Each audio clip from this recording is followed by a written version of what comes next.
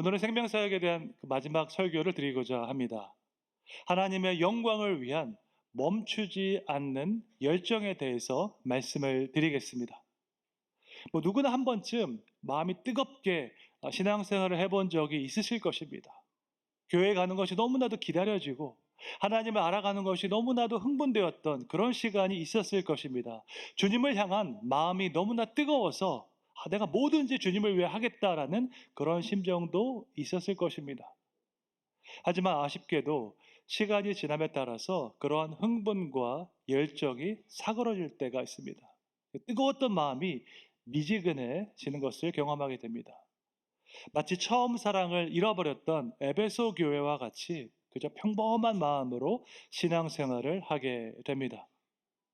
그러면 왜 우리의 열정은 지속되지 못할까요? 한때 뜨거웠던 우리의 헌신과 우리의 열정은 어디로 갔을까요? 하나님 앞에서 동일한 마음으로 한결같은 마음으로 살아가는 사람이 있다면 어떻게 그렇게 할 수 있을까요? 오늘 본문 이사야 62장은 하나님의 놀라운 약속의 말씀입니다.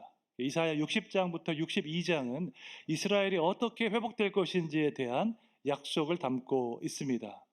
히브리 시의 형식을 따라서 세 편의 아름다운 하나님의 말씀이 선포됩니다. 시온이라고 불리는 예루살렘에 임할 구원에 대해서 말씀하고 있습니다. 하나님께서 보내실 메시아를 통해서 시온이 아름답게 회복되어서 하나님의 영광을 드러낼 것이라고 말씀하고 있습니다. 이사야 62장 1절 말씀 함께 읽겠습니다. 나는 시온의 의가 빛같이 예루살렘의 구원이 횃불같이 나타나도록 시온을 위하여 잠잠하지 아니하며 예루살렘을 위하여 쉬지 아니할 것인즉. 아멘. 시온의 의가 빛같이 예루살렘의 구원이 횃불같이 나타날 것이라고 말씀합니다. 이 일을 위해서 하나님께서 잠잠하지 않고 쉬지 않겠다 말씀하십니다.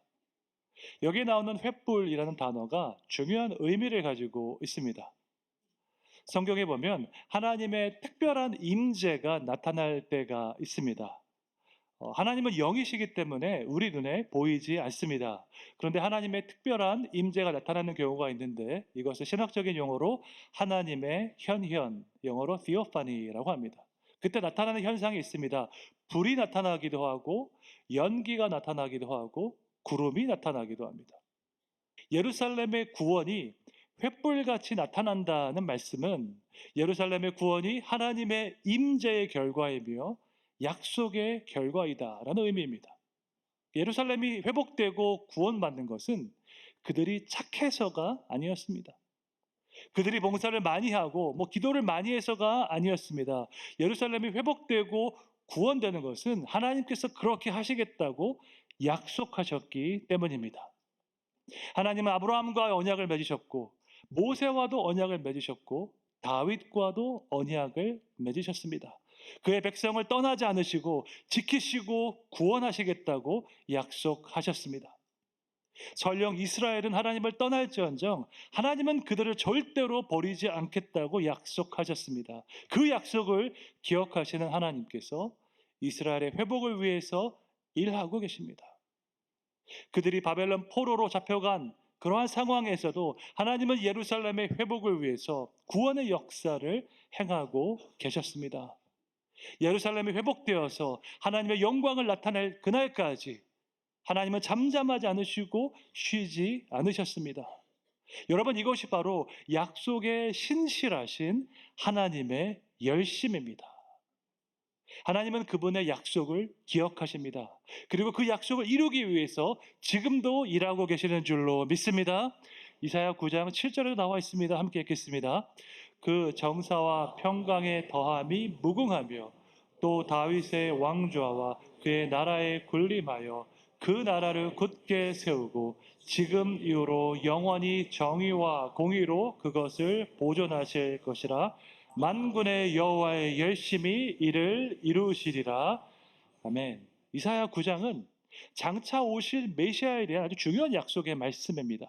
한 아기가 우리에게 낳고 한 아들을 우리에게 주시겠다 하신 그 말씀입니다. 장차 오실 메시아를 통해서 다윗의 왕좌를 회복하고 정의와 공의를 회복하시겠다고 약속하십니다. 그러면서 이렇게 말씀하십니다.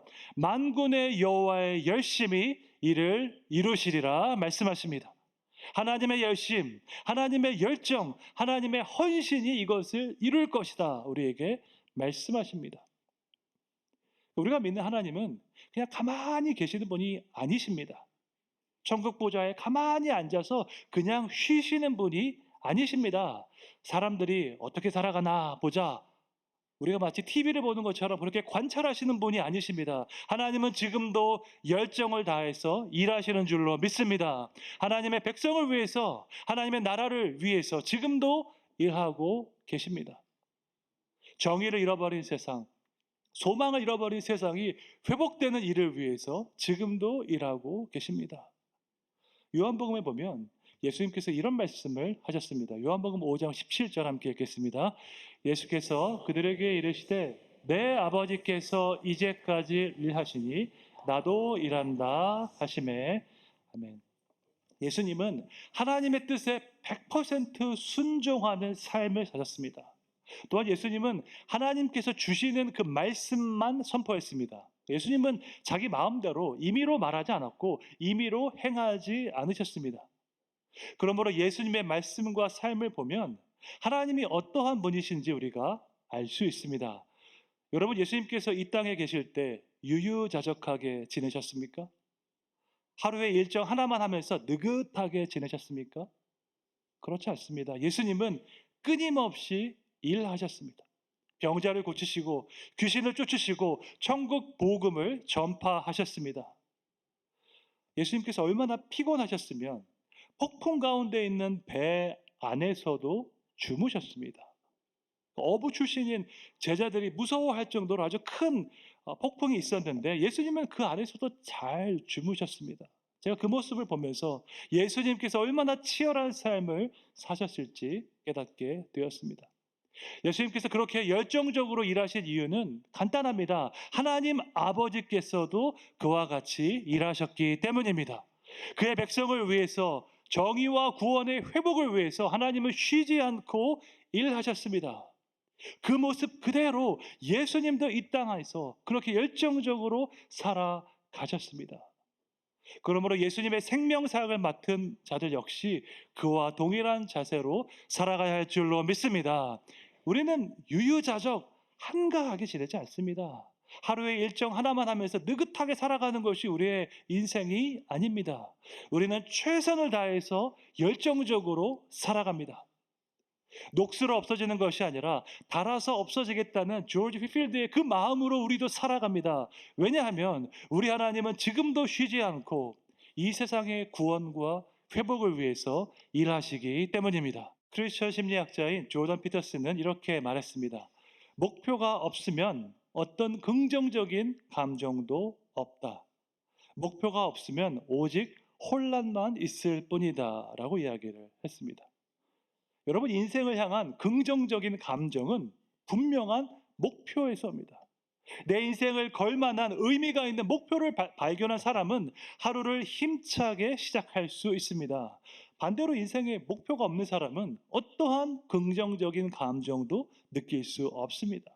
그냥 똑같은 일상의 반복일 뿐입니다. 목표가 없는 사람은 혼란만 있을 뿐입니다. 나아갈 방향과 목표가 없으니까 자꾸 다른 사람하고만 비교할 뿐입니다. 내 친구는 이번에 승진했는데, 내 친구는 이번에 아파트를 샀는데, 이렇게 비교할 뿐입니다. 여러분, 다른 사람과 비교하는 것은 아무 의미가 없습니다.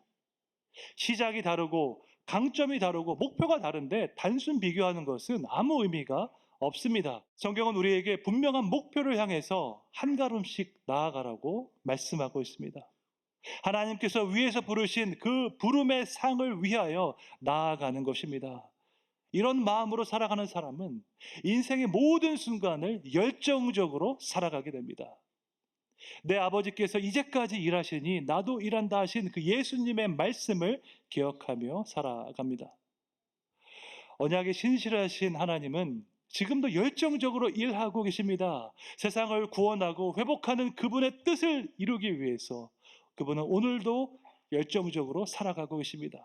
그 하나님을 믿고 따르는 우리도 동일한 마음으로 동일한 열정으로 살아가야 할 줄로 믿습니다. 이스라엘의 구원을 위한 하나님의 열심을 선포하신 이후에 주님은 그들에게 새로운 이름을 선포하셨습니다. 이전에는 황폐하고 버려졌던 그 시온을 향해서 주님께서 새로운 이름을 붙여주셨습니다. 오늘 본문 4절 말씀 함께 읽겠습니다. 다시는 너를 버림받은 자라 부르지 아니하며 다시는 내 땅을 황무지라 부르지 아니하고 오직 너를 헵시바라 하며 내 땅을 뷸라라 하리니 이는 여호와께서 너를 기뻐하실 것이며 내 땅이 결혼한 것처럼 될 것임이라. 아멘. 하나님께서 새롭게 주신 이름은 두 가지입니다. 하나는 헵시바이고 또 하나는 뷸라입니다. 헵시바는 나의 기쁨이 너에게 있다라는 의미이고 뷸라는 결혼한 자라는 뜻입니다. 얼마나 아름다운 이름입니까?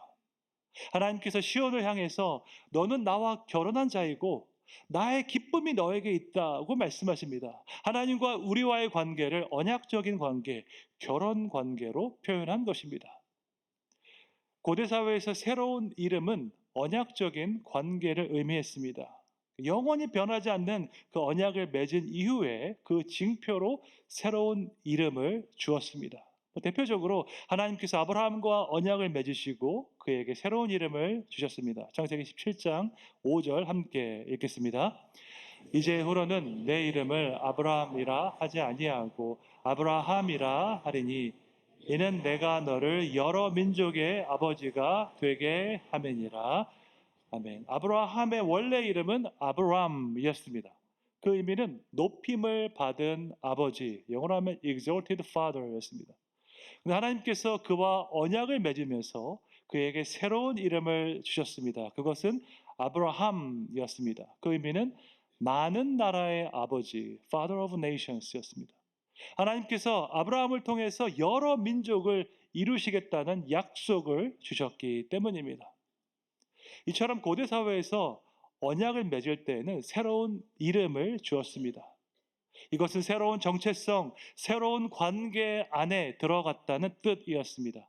하나님께서 황폐한 이스라엘에게 새로운 이름을 붙여주셨습니다. 헵시바와 뷸라라는 이름을 주셨습니다.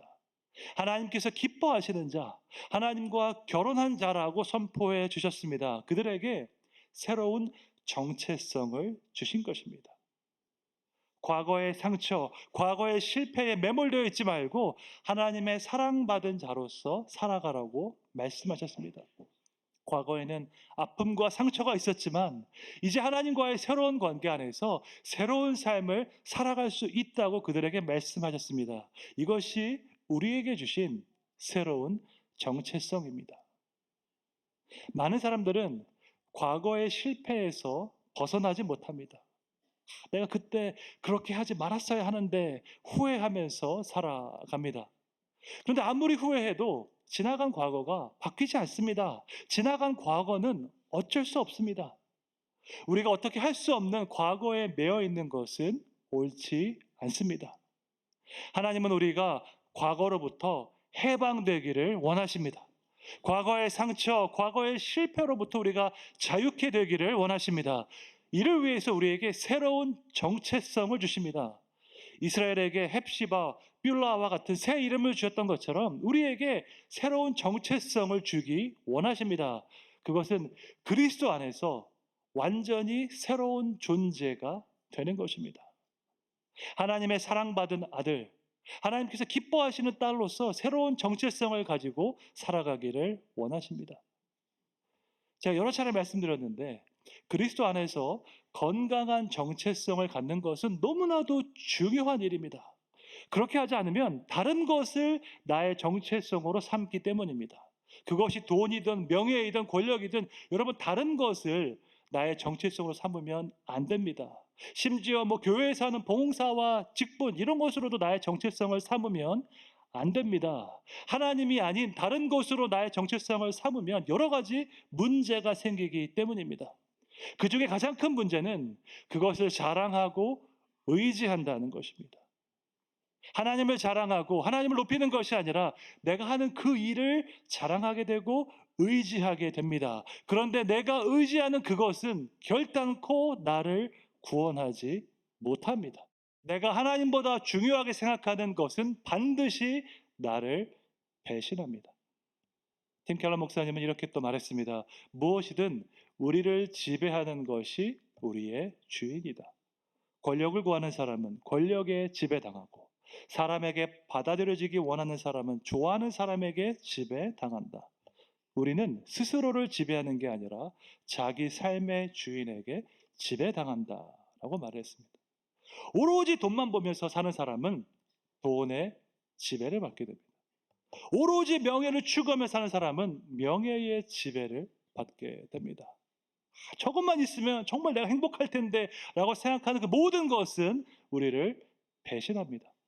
하나님이 아닌 그 어떤 것도 우리를 만족시킬 수 없기 때문입니다. 오직 하나님만이 우리의 영혼을 만족시키고 우리에게 참된 자유를 주시는 줄로 믿습니다. 하나님의 사랑을 받는 것이 나의 정체성이 될 때 그때 우리 마음 가운데 참된 만족이 임하는 줄로 믿습니다. 여러분, 이렇게 참된 자유와 참된 만족을 누리는 사람에게는 특징이 있습니다. 무엇이냐면 다른 사람과 경쟁하지 않습니다. 다른 사람을 이겨야 한다는 생각이 없습니다. 왜냐하면 그렇게 하지 않아도 나는 충분히 사랑받고 있고 하나님께 완전한 사랑을 받고 있기 때문입니다. 하나님은 우리에게 새로운 이름을 주시고 새로운 정체성을 주셨습니다. 하나님과의 관계 안에서 우리가 얼마나 사랑받고 있는지 말씀해 주셨습니다. 하나님의 사랑을 나의 정체성으로 삼아서 주님만 사랑하고 의지하는 여러분 되시기를 주님의 이름으로 축원합니다. 인생에서 목표를 갖는 것은 중요한 일입니다. 그런데 더 중요한 것은 올바른 목표를 갖는 것입니다. 어떤 사람은 수치화된 목표를 설정합니다. 내가 올해 얼마의 돈을 벌겠다. 내가 5년 안에 어디까지 올라가겠다. 이렇게 숫자로 목표를 설정합니다. 그런가 하면 어떤 사람은 가치를 담은 목표를 설정합니다. 투명하게 의사소통하는 수평적인 관계를 이루겠다와 같이 어떤 가치를 지향하는 것입니다. 둘 다 필요하고 둘 다 좋은 것입니다. 그런데 수치화된 목표에는 한 가지 한계가 있습니다. 그런 목표는 비인격적인 목표이기 때문에 그 안에서 올바른 관계와 올바른 방법을 다 담을 수 없습니다. 여러분, 생명사역의 목표는 무엇일까요? 생명사역의 목표가 한국에서 제일 큰 교회를 만드는 것일까요? 한국에서 가장 많은 선교사를 파송하는 교회를 세우는 것일까요? 그렇지 않습니다. 생명사역의 목표는 복음으로 사람을 살리고 키우고 고치는 것입니다. 저는 이 목표가 너무나도 좋습니다. 왜냐하면 이 안에 성경적인 가치들이 담겨 있기 때문입니다. 복음이 무엇인지, 사람이 무엇인지 우리는 성경적으로 고민해야 합니다. 영혼을 살리고 키우고 고치는 것이 무엇인지 우리는 끊임없이 고민하고 기도하게 됩니다. 생명사역은 어떤 수치를 달성하는 것이 아닙니다. 생명사역은 예수님께서 행하신 사명의 가치를 따라가는 것입니다. 뉴욕대학교의 제임스 카르스 교수는 유한게임과 무한게임이라는 개념을 주창했습니다. 유한게임은 정해진 시간 안에 정해진 목표를 먼저 달성하는 쪽이 이기는 게임입니다. 가장 대표적으로 축구와 같은 게임이 있겠죠. 정해진 시간 안에 더 많은 골을 넣으면 이기는 것입니다. 유한게임에서는 승자와 패자가 분명합니다. 반면에 무한게임은 시간이 무한대로 주어지고 명확한 종료 지점이 없는 게임입니다. 결승선이 없기 때문에 사실상 이긴다는 개념도 없습니다. 여러분, 그러면 우리 인생은 유한게임일까요? 무한게임일까요? 두 가지 모두입니다. 유한게임으로 볼 수도 있고 무한게임으로 볼 수도 있습니다. 여러분, 우리 인생에서 경쟁이 불가피한 순간이 있습니다. 진학, 취업, 승진처럼 경쟁해서 승리해야 하는 경우가 있습니다. 모든 사람이 다 합격할 수는 없으니까 승자와 패자가 있는 것 같이 보이기도 합니다. 그런가 하면 우리 인생에서는 등수를 매길 수 없는 것들도 아주 많이 있습니다. 예를 들어서 결혼, 우정, 신앙에는 등수를 매길 수가 없습니다. 여러분 누구 신앙이 더 좋은지 우리가 수치화해서 등수를 매길 수 없습니다. 무엇보다도 여러분의 인생을 마감하는 그 마지막 순간에 내 인생은 1등이었다라고 말할 수 없습니다. 어느 누구도 내 인생의 등수를 말할 수 없습니다. 그렇게 말할 기준이 없기 때문이죠. 누구와 경쟁해서 누군가를 이기는 것이 인생의 목표가 될 수 없습니다. 어떤 수치를 달성하는 것도 궁극적인 목표가 될 수 없습니다. 여러분, 우리의 목표는 죽음 앞에서도 의미가 있어야 합니다. 어떤 목표를 위해서 평생 달려왔는데 딱 죽음 앞에서 큰 의미가 없다면 그것만큼 허망한 순간이 없을 것입니다. 복음으로 사람을 살리고 키우고 고치는 생명사역은 유한게임이 아니라 무한게임입니다. 생명사역에는 정해진 시간이 없기 때문입니다. 여러분 언제까지 생명사역 하시겠습니까? 앞으로 10년 동안만 할까요? 20년 동안 할까요? 아닙니다. 주님 다시 오시는 그날까지 해야 합니다. 생명사역에는 결승선이 없습니다. 정해진 시간 안에 정해진 목표를 빨리 달성하는 것이 중요한 것이 아닙니다. 우리는 아주 오랫동안 이 사역을 감당해야 합니다. 그러니까 다른 사람과 다른 교회와 경쟁할 필요가 없습니다. 하나님 앞에서 진실한 마음으로 신실한 마음으로 이 사역을 감당해야 할 줄로 믿습니다. 생명사역은 유한게임이 아니라 무한게임입니다. 단기간에 최대한의 성과를 내는 것이 중요하지 않습니다. 여러분이 생각할 수 있는 최장기간 동안 이 일을 꾸준히 할 수 있는 그 마음이 중요합니다.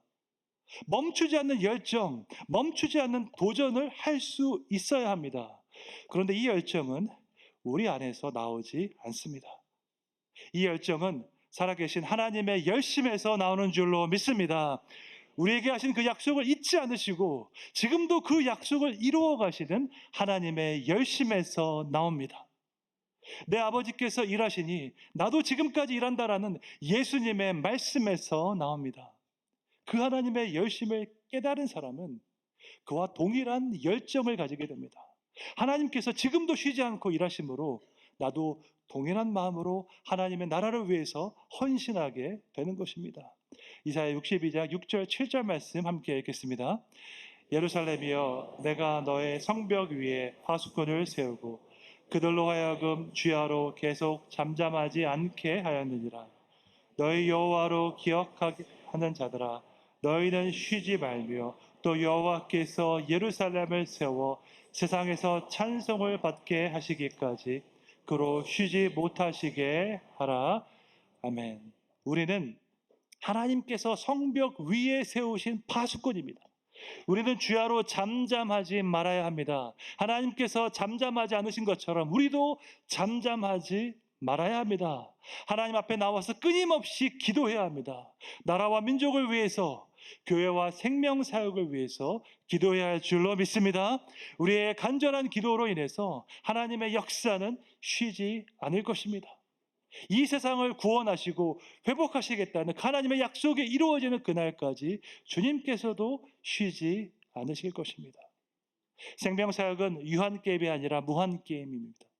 정해진 시간 안에 빨리 그 목표를 달성하는 것이 중요한 것이 아닙니다. 그보다 더 중요한 것은 우리의 짧은 인생이 끝난 이후에도 계속되는 그 영원한 하나님의 나라를 이루어가는 것입니다. 한 번뿐인 우리 인생 너무나도 빨리 지나갑니다. 이렇게 짧은 인생 살아가는데 어영부영 이것저것 다 해볼 시간이 우리에게는 없습니다. 하나님의 나라가 세워지고 하나님의 뜻이 이루어지는 일을 위해서 온전히 헌신해야 할 줄로 믿습니다. 하나님께서 주신 생명사역의 비전이 이루어지는 그날까지 멈추지 않는 열정과 헌신으로 나아가시기를 주님의 이름으로 축원합니다.